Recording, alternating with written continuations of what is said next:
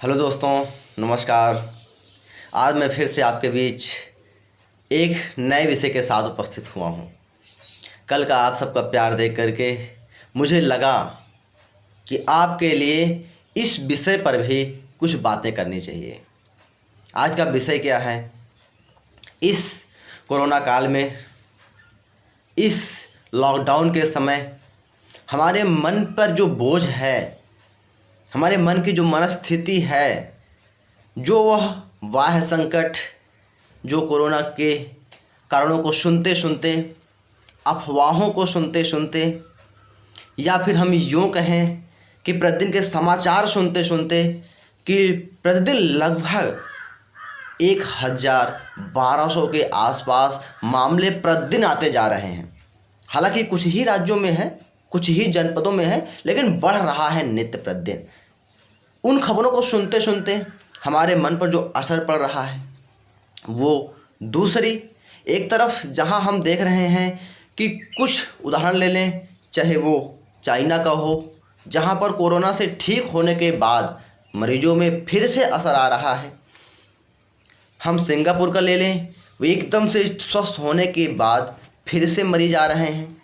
हम केरल का ले लें, केरल में भी स्वस्थ होने के बाद नए मामले फिर से आ रहे हैं। तो इसका जो दबाव है, इसका जो असर है, वो हमारे मन पर जो प्रेशर है, क्या वह हमें पीड़ित कर रहा है? क्या वो हमारे सिर पर बोझ बनकर आ रहा है, बोझ बन रहा है? यदि अगर बोझ बन रहा है तो हमें ये सोचना होगा कि कहीं हम कोरोना से स्वस्थ तो हो जाएंगे, लेकिन कहीं हम मानसिक बीमारी से और न पीड़ित हो जाएं। इसके लिए मैं आपके साथ कुछ फिर से डिस्कस करने वाला हूं। जैसा कि दोस्तों, हर व्यक्ति कोई न कोई एक अपने लिए सुख सुविधाओं के लिए चिंतन करता रहता है, और उस चिंतन में वह व्यक्ति नित्य प्रतिदिन एक मानसिक बोझ के तले दबता जाता है। उसे संतोष, उसे सुख नहीं प्राप्त हो पाता। वह यह सोचता है कि काश मैं भूमिपाल होता तो मैं खुश होता। लेकिन सोचो आप कि क्या भूमिपाल खुश है? नहीं। वो भी ये सोचता होगा, काश मैं ग्राम प्रधान होता तो खुश होता। फिर क्या हम ये सोचें कि क्या ग्राम प्रधान भी खुश है? दोस्तों, नहीं। उससे पूछने पर वह बताएगा कि नहीं, काश मैं सांसद होता, विधायक होता, प्राइम मिनिस्टर होता, प्रेसिडेंट होता, इत्यादि। फिर एक प्रश्न आता है, क्या इस लॉकडाउन में, कोरोना काल में, क्या जो हमारे ये पुलिस दिख रहे हैं वो खुश हैं? नहीं। उन पर भी बहुत प्रकार के तमाम संकट हैं। लोग पत्थर फेंक रहे हैं, मार रहे हैं, गालियां दे रहे हैं, दौड़ा रहे हैं उनको। क्या वो खुश हैं? नहीं। वो भी सोचते होंगे, मैं एसपी होता, डीएसपी होता, डीएम होता, एसडीएम होता, या आगे आईजी डीआईजी होता। वो भी खुश नहीं है। तो क्या हम फिर खुश कौन है? फिर खुश कौन है? दोस्तों, अगर हम एक कहानी से समझें तो शायद आप समझ पाएं। एक दिन प्रातः काल ही एक कौवा घर के मुड़ेर पर अपने आवाज में कुछ गीत गा रहा था। हालांकि मैं गीत इसलिए कह रहा हूं कि मैं उनकी बात समझ नहीं सकता, इसलिए मैं ये नहीं कह सकता कि वो कुछ नहीं गा सकता। वो गीत भी गा सकता है। हालांकि मैं अभी तक साइंस या विज्ञान उसकी बात को पकड़ने में सक्षम नहीं हुआ है। गीत गा रहा था। उसी प्रातः काल में ही एक महात्मा, या ये कहें कि सज्जन व्यक्ति उसी मार्ग से गुजर रहे थे। उन्होंने देखा कि कौवा बोलते बोलते रो रहा था। उन्होंने कैसे जाना कि रो रहा था? आवाज़ तो कौवे की कड़वी लगती है, क्योंकि हर व्यक्ति अपने मुड़ेर से उसे भगाना चाहता है। उन्होंने भी देखा कि लगता है यह कुछ कहना चाह रहा है, अनुमान किया होगा। उन्होंने पूछ लिया कि क्या आपको कोई दुख है। उन्होंने अपने ही शब्दों में कहा, कौवा जी महाराज ने अपने ही शब्दों में कहा कि महात्मन मैं क्या बताऊं, एक तो मैं काला, दूसरा मेरी आवाज़ भी इस तरह की लोगों को हमेशा चुभती रहती है। कोई अपने दरवाजे पर बैठे नहीं देता, अपने मुड़े पर बैठे नहीं देता, भगाते रहते हैं लोग। मुझसे बड़ा दुखी कौन होगा। महात्मा ने कहा बात तो ठीक है, फिर क्या किया जाए। उन्होंने कहा कि कोई उपाय बताओ जिससे कि मैं स्वस्थ हो सकूं, खुश रह सकूं। उन्होंने कहा ठीक है, मैं बनाया, पर एक कंडीशन। उन्होंने कहा कंडीशन क्या है गुरुजी। उन्होंने कंडीशन ये है, तुम बनना क्या चाहते हो पहले ये तो बता दो। उन्होंने कहा कि मैं हंस हो जाता तो खुश होता। उन्होंने कहा ठीक है, बनाया, पर कंडीशन। उन्होंने कहा गुरुजी कंडीशन क्या है। उन्होंने कहा कंडीशन ये है कि पहले जाकर एक बार मिल तो आओ हंस से, एक बार बात तो कर लो। कौवा दौड़ते दौड़ते हंस के पास गया। उन्होंने कहा अरे हंस भाई कैसे हो, आप कितने खुश नसीब हो, कितने खुशहाल हो, जिधर देखो आपकी जय जयकार होती है, एकदम सफ़ेद प्यारा सा चेहरा, पैर जल में भी ऐसा लगता है कि बिना पैडल के ही यात्रा हो रही है। आपसे बड़ा खुशहाल कौन। उन्होंने कहा अरे आपको किसने बताया। हंस जी ने कहा कि देखो आजकल तो लोग भी इतने सेल्फिश हो गए हैं कि जब मेरे साथ पिक्चर खींचते हैं, सेल्फी खींचते हैं, तो मैं भी इस पानी में दिखाई भी नहीं पड़ता हूँ। मैं भी एकदम सफ़ेद चेहरा मेरा, वाइट, जो कि मौत के बाद का चेहरा है। तो उन्होंने कहा तो कौवा जी ने कहा तो उन्होंने कहा कि मुझसे बड़ा दुखी कौन होगा,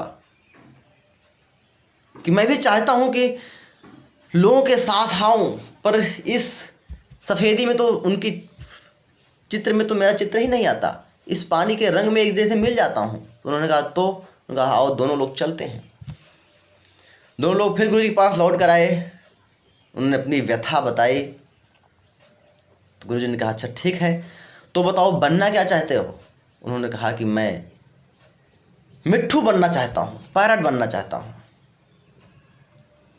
क्या खासियत है उसमें, कितना सुंदर है वो, मैं वो बनना चाहता हूँ। ठीक है, यही कंडीशन है कि जाओ मिलकर तो आओ। दोनों लोग दौड़ते गए। अरे मिट्ठू भाई, सोचते सोचते मिट्ठू भाई के पास गए। क्या गजब का सुंदर हो चेहरा होगा। हालांकि जंगल में पहुंचते हैं और एक वृक्ष पर बहुत सारे मिट्ठुओं का घोंसला था। ढूंढना शुरू कर दिया चारों तरफ, और कई चक्कर लगाने के बाद एक तो दिखाई पड़ गया। उन्होंने बोला मिट्ठू भाई कैसे हैं आप तो बहुत खुशहाल होंगे, लाल लाल आपकी चोंच, आपके होंठ कितने सुंदर हैं आप, लोग कितना प्यार करते होंगे आपको, कितने प्यार से पालते हैं, क्या क्या नहीं खिलाते आपको, काजू बादाम तक खिलाते हैं आपको, हर कोई आपको मिट्ठू मिट्ठू बुलाता है, सुबह सुबह राम राम बोलते हो। आपसे सुंदर कौन, आपसे प्यारा कौन, आपसे खुशहाल कौन। मिट्ठू का कौन बताया आपको। उन्होंने कहा बस गुरुजी ऐसे चले आए। उन्होंने कहा देखो आप यहाँ 4-5 चक्कर लगाए हो और मुझे पाए ही नहीं। मेरा जो ये हरा रंग है इस पौधों के बीच में, इन पत्तियों के बीच में दिखाई नहीं पड़ता, इसे मैं मिल जाता हूँ, ये भी कोई रंग है। उन्होंने कहा तो उन्होंने कहा मुझसे बड़ा दुखी कौन। तो उन्होंने कहा फिर खुशहाल कौन है। उन्होंने कहा आइए गुरुजी को बताते हैं। गुरुजी के पास फिर लौट कर आए। गुरुजी ने कहा आप बताओ आप लोग क्या बनना चाहते हो। उन्होंने कहा गुरुजी मुझे नेशनल बर्ड बना देते, राष्ट्रीय पक्षी बना देते, आप मोर बना देते, आप हजारों आँखों वाला सुनहरा नृत्य करने वाला,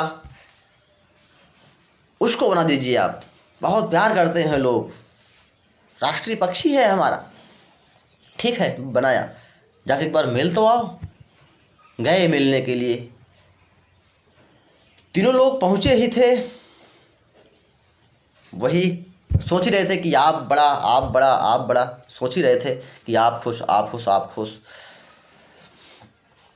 उन्होंने कहा सुनो, मोर ने कहा कि सुनो, अगर आप लोग यह सोच कर आए हैं कि मैं सबसे खुशहाल हूँ तो मेरी भी व्यथा सुन लो कि मैं जिस जंगल में आप आए हो, यहाँ पर हर दिन कोई न कोई शिकारी आता है और वह शिकारी हर दिन किसी न किसी की जान लेता है।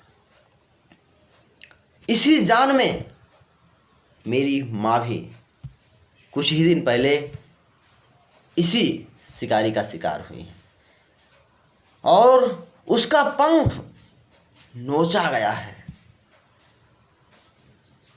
नोचने के बाद वह पूरे देश में बेचा जाएगा, हर घरों में जाएगा। किसका भरोसा वो कितने दिन तक रहे, कब तक रहे। तो उन्होंने कहा तो खुशहाल कौन? कौवा ने बोला खुशहाल कौन?